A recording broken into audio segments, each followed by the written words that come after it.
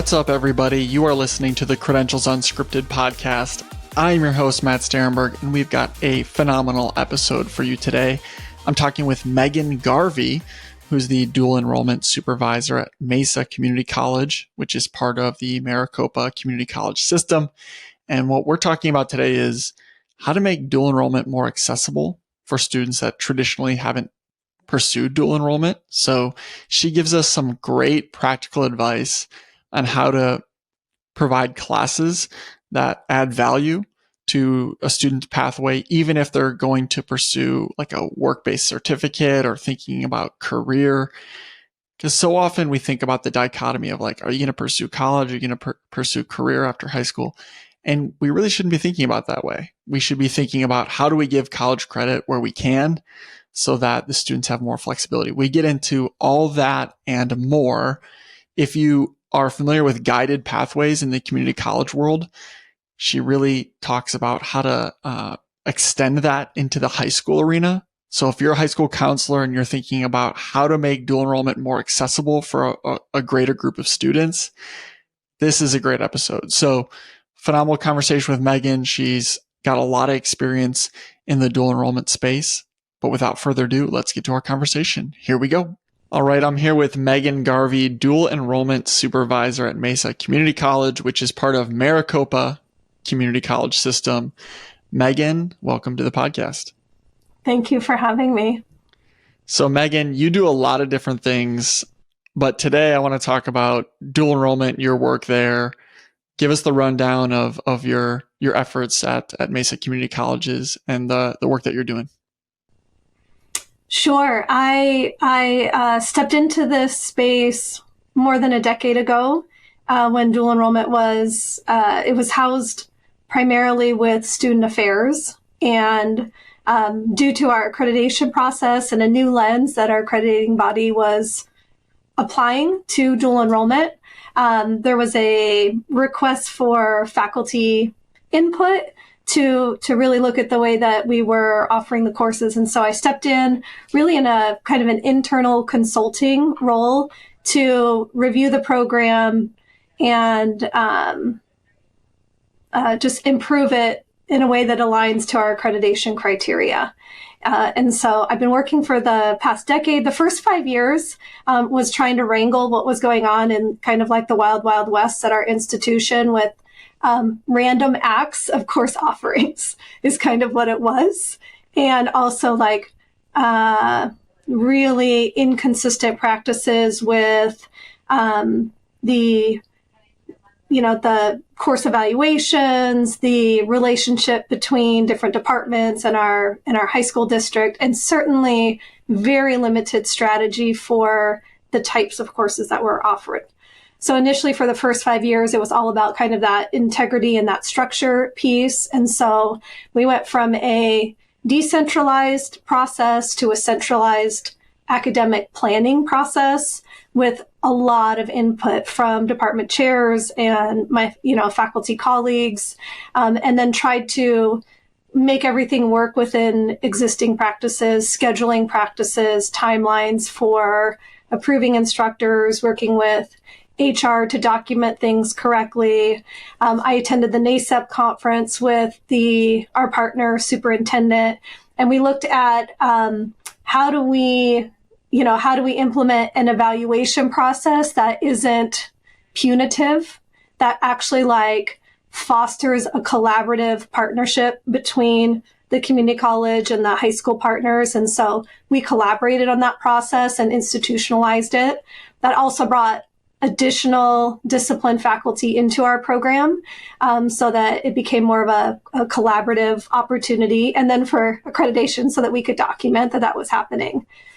But my work also centered around when Maricopa went through the Guided Pathways transformation, which was a remarkable initiative that started at Mesa Community College and expanded district-wide. And it's parallel to what happened with dual enrollment. So in Maricopa, we went from the cafeteria style of offering courses with really dismal completion rates and 2, intentional programs and pathways.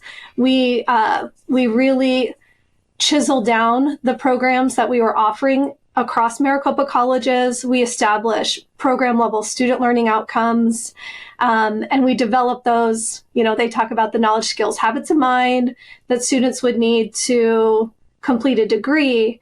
And what was really helpful when we developed those pathways, I was part of that pathway process. So we kind of identified early, mid, late courses.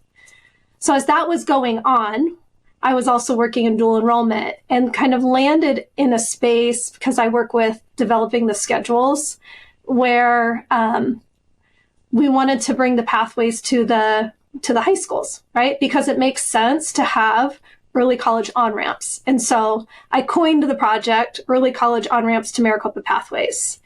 And the impetus of it was a request from our high school partner to look at the automotive program so that we could embed these kind of micro certificates for students to gain momentum towards completion.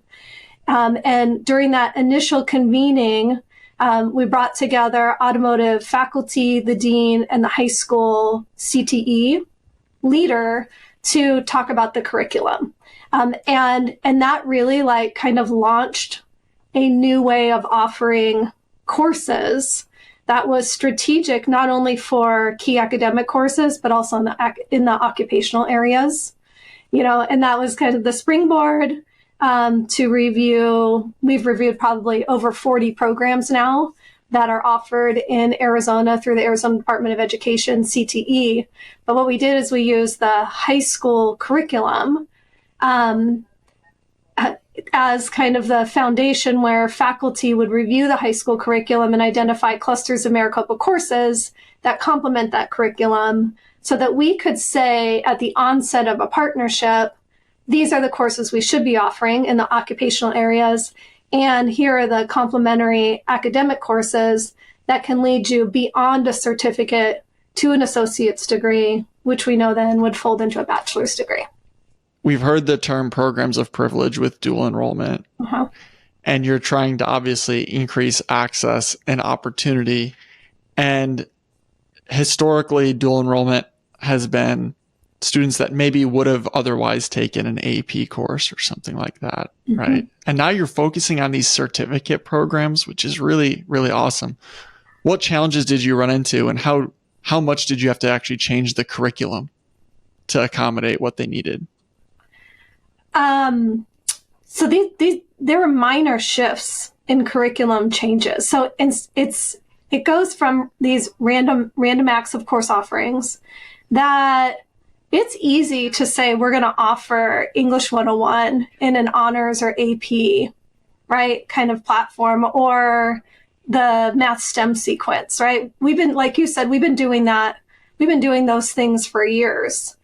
When you talk about opening access to earned credit, then we think more holistically about the programs that we're offering, and that high school includes, this blend of occupational, career and technical education and academic course offerings. And what we know for workforce development is that there are high demand, high wage jobs in our community that relate to those career and technical education pathways. And so it is important work when we think about college access to look at the larger curriculum of what happens at a high school. And so in regard to that space, it's not necessarily curriculum revisions. It's just being informed about the curriculum, that and where that curriculum exists at the high school level. And so, the first source that I went to was the Arizona Department of Education, and talked to the deputy of career and technical education, and became very familiar with their standards and their kind of program review process, and understanding, where all of that was housed to easily access it. And then also knowing that all of our the majority of our occupational certificates are also part of associate's degrees. So when you have that combination of your occupational courses and your academic courses, you're making progress now towards completing a degree. And I love that, like, the framing for a lot of states at this point is, you see this, governors will come out and they'll say, every student is going to be on some pathway, some track, and it's like military or college or career. What I really love about what you're doing is it's both and, right? It's not career or college. You're doing a career and college, because the idea that we can just put each student into a box and be like, this is your track, number one, is very limiting. And it's also, it reduces the flexibility that a learner has. And what do I want to do 2 years from now is different than what I want to do 15 years from now. And thinking about credentialing along the way and giving people flexibility. Yes, I might be not thinking about a 4-year institution right outside of high school. I'm getting my certificates. Oh, and I'm also getting college credit. I get that associate's. Mm-hmm. And then I can actually start thinking about what a bachelor's looks like. Even if it's not today, it's in the future. I think that's the binary approach of, are you a college or are you a career student, is, I think, going to be problematic. And I like that you're framing it up into, no, we shouldn't be putting it in either box. Students can do both, and we're trying to give them both. Yeah, I feel like one of the most important discoveries in all of that was our math course offerings. And so we tend to offer a STEM pathway for dual enrollment specifically, which is that kind of privileged space where there's this mindset that students who are university bound or college bound are on that STEM math pathway, right? Which means that we know every high school student has to complete Algebra 2, or 2 years of algebra. But there's a group of students that are in honors algebra STEM, and they're the ones who seem to have access to the college credit. So an important thing that we kind of discovered is, and it just through conversation and looking at the curriculum, is that college math is actually one of the more critical or as critical courses to offer on a high school campus. And that course is primarily, I'm sure that it exists across the country, it is primarily statistics and finance. And it tends to be the terminal math course for non-STEM, non-business degrees. And even just saying that out loud, non-STEM, we have conversations on our campus about what STEM is. So that actually is a really bad way to describe it, because STEM actually exists in many fields outside of science, technology, engineering, and math as a class that you're taking. So I would say I've been actually using the word like academic STEM, right? Because this would be like, you have your academic STEM pathway, which is your algebra sequence of math, but your degrees that don't require that, which is a large amount of degrees, including all of these occupational pathways, almost all of them. That college math course is the terminal course. And in Arizona, high school students are required to complete 4 years of math. And typically Algebra 2 happens at the latest your junior year. And there's a 4th year for a math elective. And so we have shifted to encourage all of our partners, and we actually do this with all of our partners at Mesa, are all offering college math as that 4th year math course. Because I feel like, let's offer a course that won't be harmful in any way, that actually could be the only math class that a student needs to complete a college degree. And now we've totally opened the gates to students who maybe aren't completing a college degree because of math, because we know it's a huge barrier. And now they're actually completing it as a 4th year math elective. And it either could be a prerequisite to a higher level course, or it could be that terminal math course that actually applies to all of these, I hate to say it again, non-STEM, because, right, non-STEM, non-business degrees. So that was a really big shift. And I told you that I would share a data point. So even in doing that, so I did some comparison from 2019 to 2023 because that was prior to this project. And we had it's like a 90% increase, 91% increase in the students who were had access to enrolling in that course. We still saw gains in the algebra sequence. We saw a slight decline in our calculus class, but I actually feel good about that because that means that the high school partners are leveraging their qualified instructors to get the earlier algebra classes and the college math class offered on their campus, right? Instead of only putting your most qualified instructors in that STEM sequence. So just by offering basically statistics, you had statistics or college math. Yeah. You basically got a 90% increase in the participation in those types of courses, like math courses. And in a course that is it is a terminal math course for many degrees, that are actually related to high demand, high wage jobs in our community. That's amazing. Yeah, it was a huge shift. I think that's a good segue into, in terms of the audience of people that listen to this podcast, of the millions of people that listen to this podcast. That's a joke. Okay. Moving on. So, but the people that listen to this, it's people that work in higher ed. It's K-12 school counselors. So let's say I'm a K-12 school counselor. I'm listening to this and I really want to grow my program. I want dual enrollment. I want it to be accessible for everybody. The challenging thing about dual enrollment is that it's this partnership. I've got to have a community college partner. Where are these courses being taught? Getting teachers certified. There's a lot of different challenges, a lot of collaboration. But like, if I'm a K-12 school counselor, what do you recommend for me? Like, how do I get this started? Who do I need to reach out to? Like, if I'm listening to this, I want to do part of what you're doing. What are some solid next steps? And then also, if I'm a community college listening to this as well, what can I do to reach out to my partners? Give us some practical advice here. For high school counselors, for this specific audience, one thing I'll share is over the winter break, right at the kind of winter part of this academic year, I did some contract work where I'm engaged with research. I teach classes at the university in the doctoral program, and I've been involved with some mixed methods research. And so for over the winter break, I led focus groups with students, parents, counselors, and administrators. And one thing that was overwhelming that the students were saying is, we're not ready to make these decisions our freshman year. The kids were telling us this.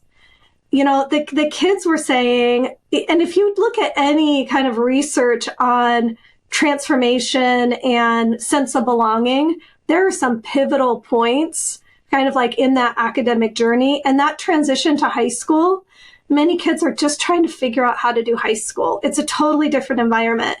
And many of the students indicated that their sophomore year was more of a pivotal time that they would even think about kind of college, career, moving in that direction. And overwhelmingly, the students also talked about, some of the students, how good it was that the counselors continued to encourage them to make choices throughout the high school career, which felt counter to what we sometimes talk about like these different tracks that happen where students get kind of placed within a particular pathway. So I share that because I think that's really important that we continue to be open to the idea that there are many ways to earn credit and to on-ramp to a college certificate or a degree, right? And that it happens at many points along the journey. And so some decisions that I would think about as a high school counselor would be that earned credit is a way to build some self-efficacy and some intrinsic motivation that I am a college student and I have some credit. And there's more than one way to do that. And so one thing that I would do is look at, be aware, if I'm a counselor in the occupational programs, of what industry recognized credentials are part of that program, and speak to students about how those credentials apply in many instances as earned college credit. That's a really big deal, right? Like, and it costs, in Maricopa, it costs nothing. Yeah. You're talking about kind of a prior learning assessment exercise. Yep. Work-based certificate. So as a high school counselor, I want to be aware of those work-based certificates that students have the potential to earn in their CTE classes, and speak to them about how that translates to earn college credit. And also is be that familiar. Pretty standard? Like, I'm just thinking of it. Obviously, you're doing that work of students that are getting certificates through their CTE program, or you have the structure in place to give them college credit. Do you think that's widely common among K-12 school districts, that they're actually doing that work to give college credit for their work-based certificates? Or is what you're doing unique? I know it's hard for you to speak for everybody, but. So what I am familiar with is that high school students are completing work-based certificates, and that many colleges offer college credit if a student submits those to the college. There is more work to be done in the college space, right? Yeah. To kind of institutionalize that process and to socialize that to the community as a recruitment practice. So there's definitely more work to be done in the college space to make that happen. But I would say that would be a key strategy for a counselor. And then the other piece is that math course. And so what I notice, and I have a freshman in high school now, and I'll soon have 2 high school students. But what I notice even among my son and his peers is that some of his buddies are in the advanced, the honors math STEM class, and they're earning, low C's and D's in that class. And for some reason, they're still in that honors class, and they're thinking about going into calc. And really, that 4th year of math, I think it would probably be perhaps more advantageous for them their senior year to earn college credit for college math. Instead of like hanging on, it feels like they're hanging on to this like honor STEM pathway for some reason, when in reality, that may not even be the math trajectory that they need, whether or not they're university bound. And that college math course could actually be the last math class that they actually need, and they could finish it in high school. So I feel like there is, for some reason, a disconnect at the high schools about. You're literally telling my story. Like, I was in honors, but I wasn't that great at math, but I was like kind of on the cusp, and I didn't get great grades in the honors class. So then eventually I went down to like the regular math class. This is too much information for people, and then I was like, the regular math class was way too easy. The honors was not easy for me. And I probably would have been, and I took stats in college. That probably would have been the best route for me, is to get that credit and to take a course that just fit me a little bit better. But I didn't think about that option, or I didn't have that option. So I was an elementary education major, and I failed college algebra twice, and I didn't even need it. Yeah. Right. Yeah. So I really, part of that is an administration strategy. Administrators need to, and you're talking about your school registrar, right, who's working with department chairs to build the high school master schedule. So you take your most qualified high school teachers, who would be your teachers who are qualified to offer their courses for college credit, and you ensure that you have both that algebra sequence and that college math course, no matter what. Because that would be a huge win if we had more high school students graduating from high school with earned credit in that college math course, only because it applies so broadly to different degrees. And it's not harmful, right? I always talk about, let's do things that are not harmful to students. You know, let's say a student does then want to go into a pathway that's that algebra sequence of courses that leads to, you know, your calculus courses. It's not going to be harmful to have that college math course under their belt. That's, you know, it's a good win to build a stronger math foundation. Yeah. So just to kind of cover what we've addressed so far, what you've addressed, you started the guided pathways in Maricopa, right? Which for people that aren't familiar, it's really making sure that people take the right courses in the right sequence and not just, hey, register for whatever you want. The goal is to get students to complete a degree or credential, right? And you're trying to extend that to the high school, really. How do we create programs that we have the right courses, that we're reaching the right students, and then expanding that to focus on these occupational areas, these work-based areas? Megan, what other work are you doing that you want to address? Or is there anything else we didn't cover that you'd really like people to know? Anything that you've seen be really impactful? You're such you're invested in this. You've invested your career in this, really. What else should we be talking about related to this space? I would say there are two things that have been helpful in making progress.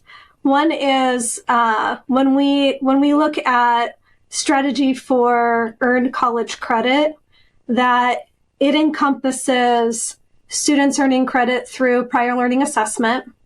And we have always looked at accepting AP and IB scores for earned college credit. And that is one avenue to earn it. In many instances, we spend some time looking at, why would we offer AP and dual, right? It's kind of like a weird thing to try to make sense of. And I will continue to encourage schools to look at your data. If we have a 65% national pass rate of the calculus exam, then it could be helpful to also offer that course for dual enrollment credit. As a parent, I'm not banking on a 65% pass rate. I would like my student to be evaluated. We call it multiple measures for placement at the college, where we take GPA, right? Or an exam score to place a student. So sometimes there are other ways to demonstrate that you are a successful student other than an exam score. So, but to your point, if AP itself had a grade, it would be failing. It would be failing. 65%, right? Like for we some are courses, not right? Yeah. For some courses, that national percentage, that pass rate isn't very promising to me. When we have over a 90% successful course completion in dual enrollment courses, that's remarkable, right? That is, students are likely to earn the college credit if it's offered for dual enrollment credit. But I also share that in this space, we need to look at three things. So we look at prior learning assessment, both in academic and occupational areas. And there is much work to do on the part of colleges and communication with our high school partners about leveraging work-based certificate as earned college credit, and credit where it's very clear to students how that credit applies to a certificate that folds into a degree. These are small wins. So PLA, and then we also talk about that combination, and people call it all different things, nationwide. In some spaces, we call it dual or concurrent enrollment. And all I could say is just this idea that college credit can be earned by completing a course either on the high school campus, on the college campus, in a hybrid modality, right, or online. And I bring up regularly that we learned so much from the pandemic, that it's not location doesn't matter. So what we do is we build our strategy based on what are the key academic courses when we talk about student access, that every student should have access to earned credit regardless of location. So regardless of if I have a qualified instructor on the high school campus, all students are going to have access to earning English 101 or 102 credit, which means if this year I don't have the qualified instructor, that I have a strong enough relationship with my partner college that then we bring an instructor to our campus, a college instructor. We bus the students to the college, or I take my MVPs on my high school campus are my college qualified instructors, and maybe we give them a 6/5 contract, or we have a 0 or an 8th hour. And our strategy is about always providing the opportunity, not restricting it based on the variables that we know are always going to exist, by the criteria that we need to make sure we have the program integrity. And so I share that. I think that's a really important piece when any person is looking at strategy, is looking at those three things. And Megan, you mentioned earlier you do some consulting work for organizations that are thinking about how we create, a better workforce. How do we scale up our programs? Where can people reach you if they want to get in contact? My consulting business is Level Up Education Pathways Consulting. And so that's a business that you can find on the internet, or if you could share my contact information via this podcast, that would be really helpful. I work full-time at the college, but I really am invested in helping different partners with where they're at with implementation strategy, just because I'm energized by this work to increase access to earned credit. Well, thank you so much for joining us and sharing your expertise and your insights. I think this is a really interesting topic. And for goodness sake, start offering college math. That's the big takeaway. The easiest win, if you can get from this podcast, college math people, open up the access and opportunity for all students. But really appreciate you joining me. I really enjoyed our conversation. Thank you. I appreciate the opportunity. So that is our episode. Thank you again to Megan Garvey for joining us and sharing her expertise. A lot of good practical tips in there about how to make dual enrollment more accessible for students that have traditionally not pursued dual enrollment, right? It's the students that are in CTE programs, whatever it may be. And I really love the emphasis on how do we get those students some college credit as well, right? They're going to want that associate's degree later in life, more than likely, right? So how do we put them on a pathway to get that and give them more flexibility? So some great practical tips, and thank you again to Megan. Like and subscribe. We've got more phenomenal episodes coming up. But with that, we'll talk to y'all real soon. Goodbye.